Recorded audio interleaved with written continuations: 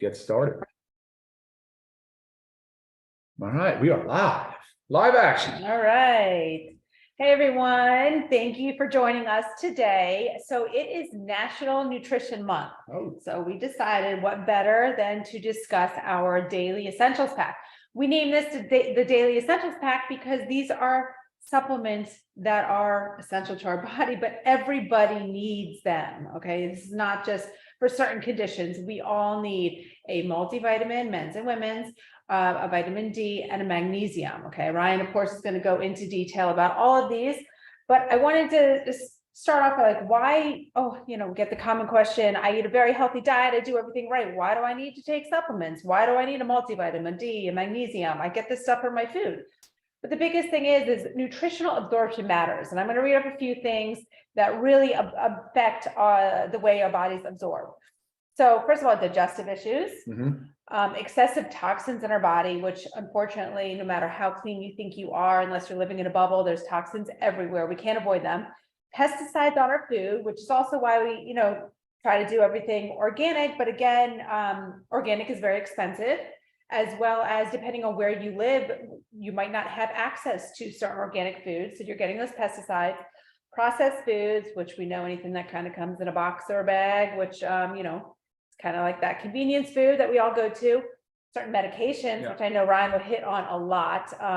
And then just user variability. Our bodies are different. Our absorption rates are different. So you never know exactly what you're getting from these vitamins, but I will tell you, if you do specific, say, micronutrient testing, you're going to find that you are deficient in more things than you ever imagined. Another thing is our food is not as nutrient dense. That's a big one. Okay, this is due to, a lot of it's due to increasing levels of carbon dioxide in the air, as well as different farming practices, trying to make more mass production stuff. So our soil is depleted of the nutrients. And if our soil doesn't have all the nutrients and we're eating the food that's grown in the soil or the animal that's feeding on the food that's grown in the soil, bottom line is our food is not as nutrient dense as it was 10 years ago, 20 years ago. And I was just reading a study based on like 1950, how significantly less nutritious our food is. So our grandparents were doing great, eating, all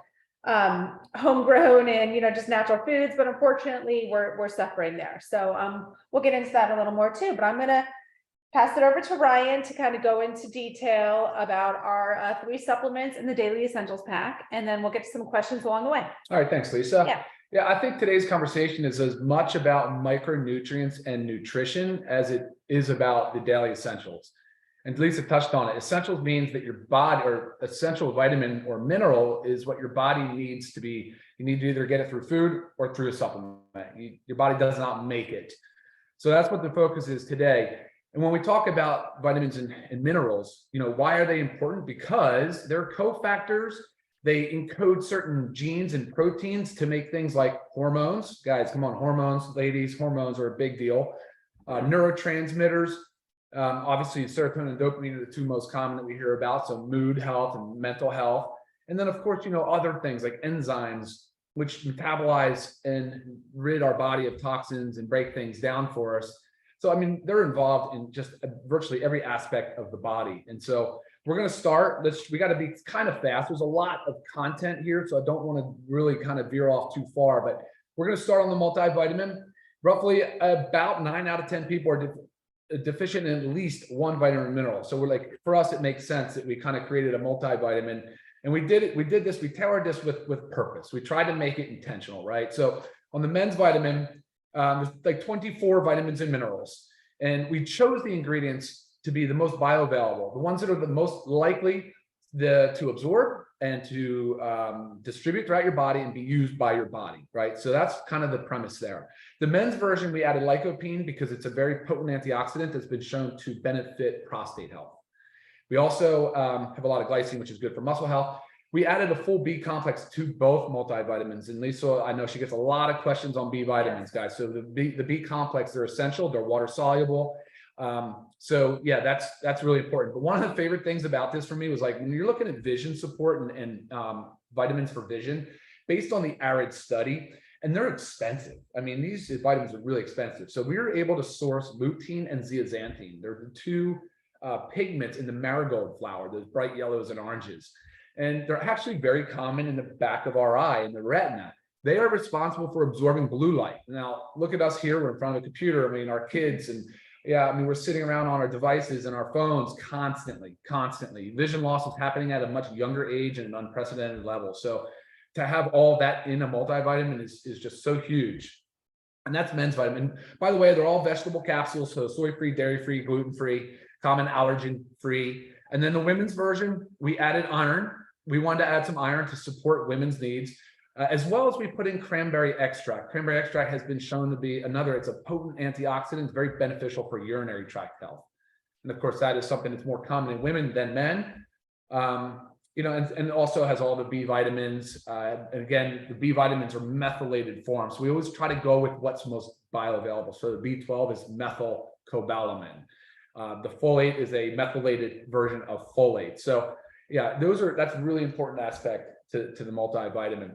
Multivitamin, how to get the most out of it. Do you want to say something? Well, I was going to say, jump in. two questions that I commonly get. Ryan touched on the B vitamins, but I constantly get, my doctor says I'm low on B12. What can I do? It's typically the B12 they measure. But again, in the multivitamin. And another one that's very common is I am postmenopausal and I should not be taking iron.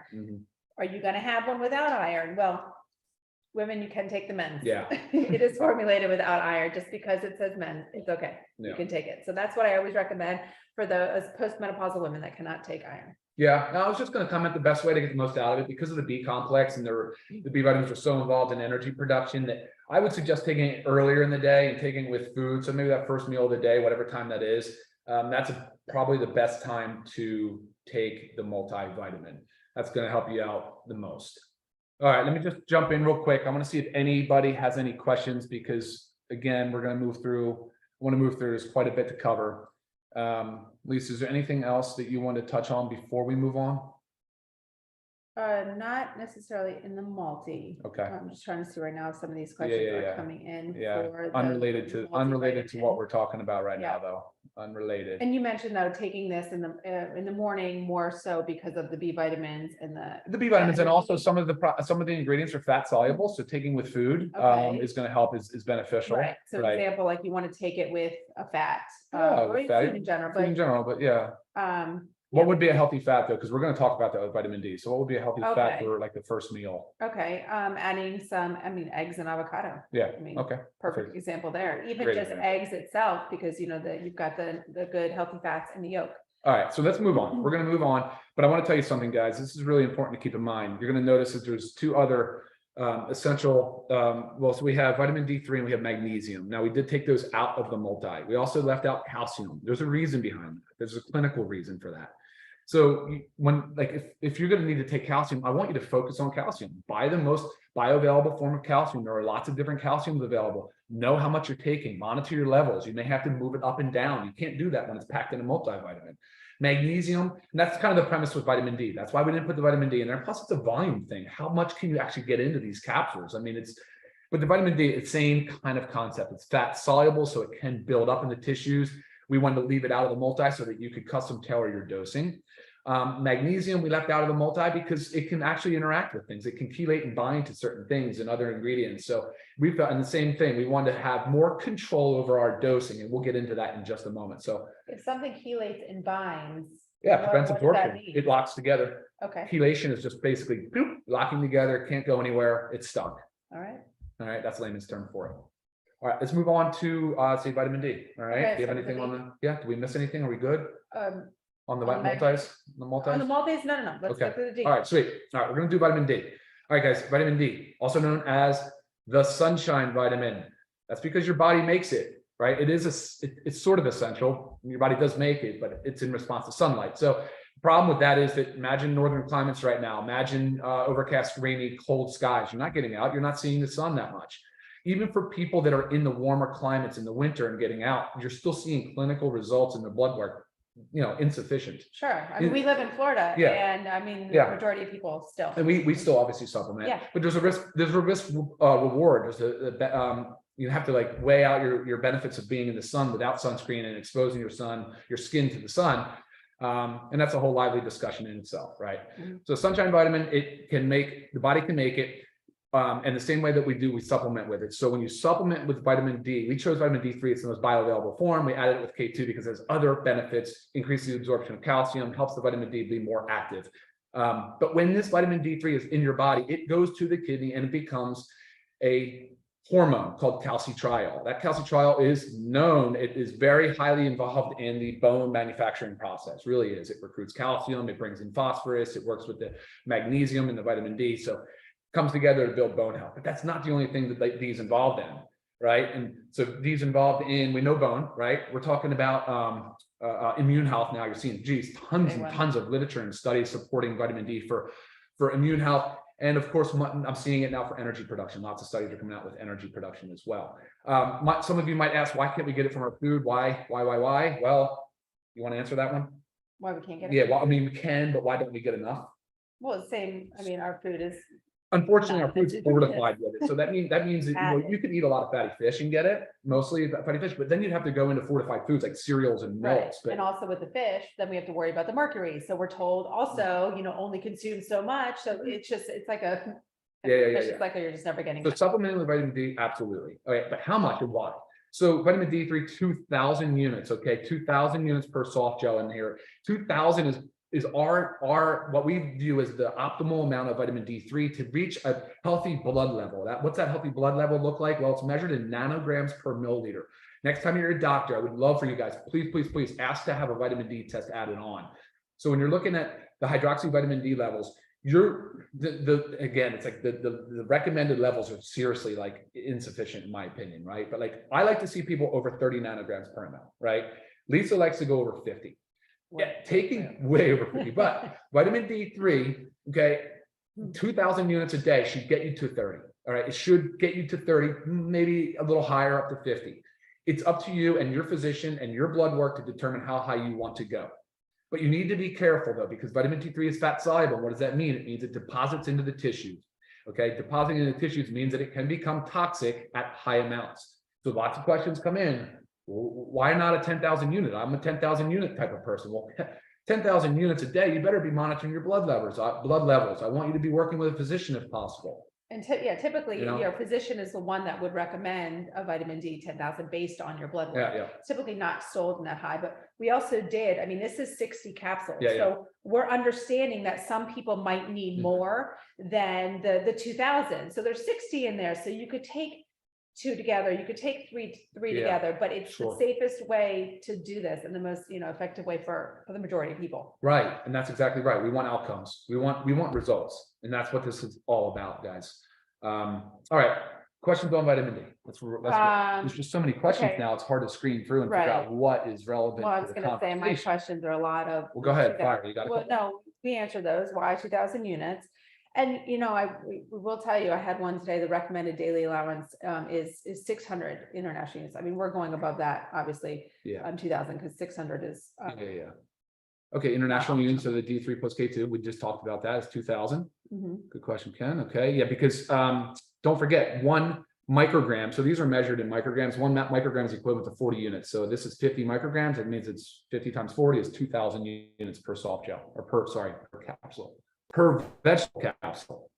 Oh, a real quick question. When to take? I know we talked about taking this fluid. Why would you prefer taking this in the morning? Oh, yes, awesome. Thank you for asking that. All right, vitamin D in the morning with food. How about first meal? Because some people like to fast. All right. So first meal, take your vitamin D. Now studies are supporting the sleep awake cycle, right? They have this huge role in producing melatonin or getting the pineal gland in the body ready for sleep, even early in the morning. It's that whole premise of when you first get up in the morning, you walk outside, there's hunters and gatherers, boom, sunlight. It's just triggering that sleep and awake cycle.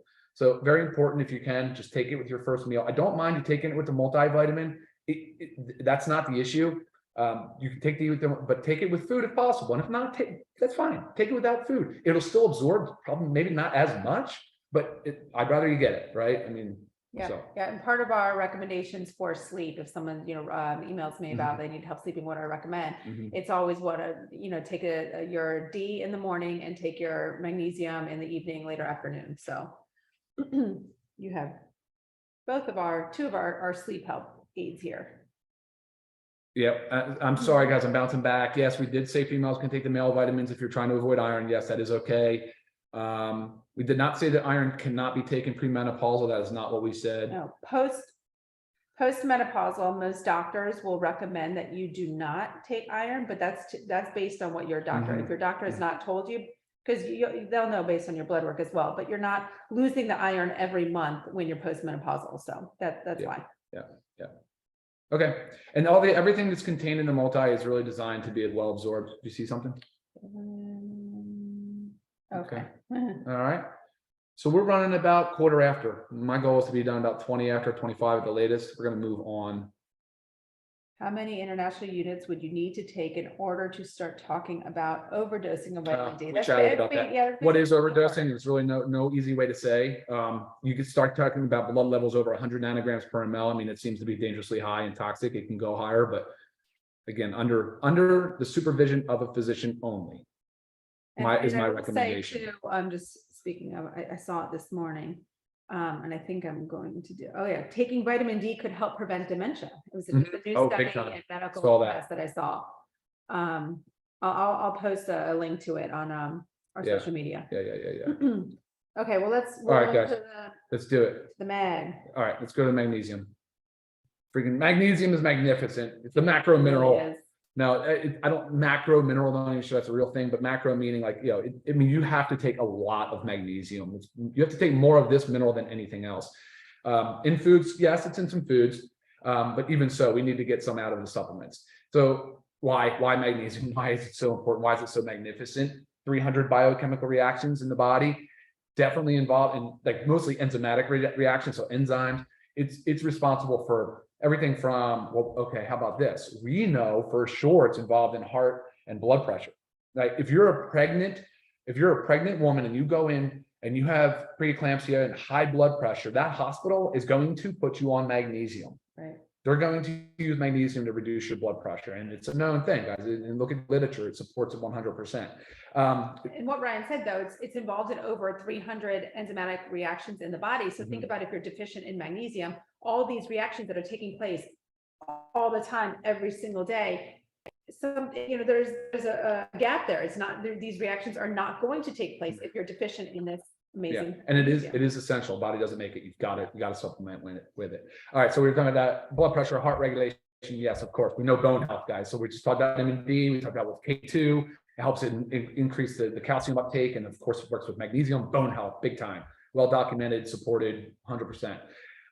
Stress response, definitely being used now in the stress market, big time, because it's also very beneficial in the sleep. So sleep stress has a lot of stuff in common. And I'm gonna pause there and just talk about the way I like to use magnesium, because I want to make sure I make a point of that. So magnesium, I do not take it with, I don't have to take it with food. I do not take it with my multi or my D. I use it right about lunchtime and again before bed. So 2 capsules a day, I split it. I do 1 at lunch, 1 before bed. Helps with the afternoon stress kind of response that kind of amps up. And then again, helps with sleep before bed. I take mine too right before bed because I've always struggled with sleep. So anything that's going to help me sleep naturally and better. So I take both mine right before bed. Awesome. Yeah. Muscle, nerve, and energy. Magnesium, muscle, nerve, and energy. It's responsible for building muscle, maintaining muscle, helping with recovery, helping with ATP production. ATP is the energy the body makes, the body uses for fuel. Things that deplete magnesium: caffeine, sugar, stress, like chronic stress, Alcohol. Yep, alcohol, anxiety, and I said exercise. I don't know if we said it. Exercise. And guys, medication. And not saying exercise is bad, but too much, like a lot of strenuous exercise will. Yeah. I mean, that's part of your electrolyte. It's an electrolyte. Magnesium is electrolyte. Just goes. Gotta replace it. You're flushing it out. So drugs, medications, guys. Drug-induced nutrient depletion. You touched on it early on. Huge. This is not just magnesium. It's so many different nutrients that it's actually a class of its own. Drug-induced nutrient depletion. If you go and you have high blood pressure and your physician puts you on a water pill, the first thing that's going to happen is your body's going to start losing magnesium. So diuretic, I mean, boom, there goes your magnesium. It's just one example. And so another reason why to make sure you're supplementing with magnesium. Muscle cramps, leg cramps, another area that is very commonly used for magnesium. Forms of magnesium. Yeah. All right, that's a big question. We get that a lot. All right, we chose magnesium glycinate, predominantly glycinate and gluconate, because there's a lot of magnesium supplements out there that use things like magnesium citrate. Yeah, sure, it might absorb a little bit, but it's also going to cause diarrhea along the way. I mean, a lot of it has to do with gut tolerance. Like how much can you handle before it starts making diarrhea? Obviously, enough magnesium, it will cause diarrhea, but so other forms are just less desirable. And then magnesium oxide, super common, doesn't absorb. It's like the worst form of magnesium. I would never recommend it, but unfortunately, we see it in a lot of supplements. So look it up, guys. Magnesium glycinate, magnesium gluconate, two of the most well-known, studied, supported, definitely the best forms of magnesium. Oh. Yep. Cool. What else? You answered my questions there. Oh, awesome. Did you do vegetable capsule? Soy-free, dairy-free, gluten-free, common allergen-free. Let's see what other questions are coming in. You know what? I do actually get. I do want to say that the vitamin D is not vegan. Oh, okay. Yeah, it's Not from vegan. sheep's wool. The capsule is, but the D comes from sheep's wool, because I do get that question a lot. All right, look, guys, that's 21 minutes after noon. All right. Let's just one it. quick little plug here. So Yeah. this lovely pack right here. Okay, this is only $29.95. So for the 3 supplements, you select your men's or women's, and then the other 2 come with. Yeah. Okay, so again, these 3 supplements, $29.95 for members. That is ridiculous. 3 supplements for $29.95. If you are not a member and you want to buy retail, $49.95. Still a great deal, but obviously, members get the better of the deal. Yeah, sure. All right, and any questions, other things that we did not touch on, anything you want to know about this, please feel free to reach out. We are happy to help you in anything product related. What else? Yeah, shoot us an email. Yeah. Oh, guys, one other thing too. It's not here, but it probably should be. It might be in the future, and I'm not sure if it will totally. But Factor 4, it should be on this little podium, because it's an essential in my mind. It totally fits the Daily Essentials pack. It supports the body in so many ways. It complements these products incredibly well. But for right now, it's not part of the Daily Essentials pack. If you go the Daily Essentials pack route, make sure you guys add in the Factor 4. It's really important for sure. And if you want to learn more about the Factor 4, Ryan and Ben did a great YouTube video for YouTube on it. So check our channel, scroll up, find the Factor 4. You can learn all about that one as well. Yeah, and this would be considered foundation. Obviously, we're just making sure that you understand how we view the foundation of health and micronutrients. We realize that supplements are one part of it. The other pillars of health for me anyway are, obviously nutrition, which I'll bring in supplements into that. Hydration is part of that nutrition category. So stay hydrated, make sure you're working on your stress and that sleep response. Work on those 2 together. Fitness, building in that exercise, moving more, just move your body, of course, and then socialization, getting out and about and interacting with people. Are those areas that can help improve your overall health and increase your longevity. Right. And remember, supplements are to supplement a healthy diet. Correct. Okay. So you got to do it all. You've got to do it all. Correct. Cool. Right? And in honor of, again, National Nutrition Month, let's do this all together. All right, guys. All right. All right. 23 minutes after, we are out of here. Y'all have a great week. Okay. Talk to you later. Bye. Bye.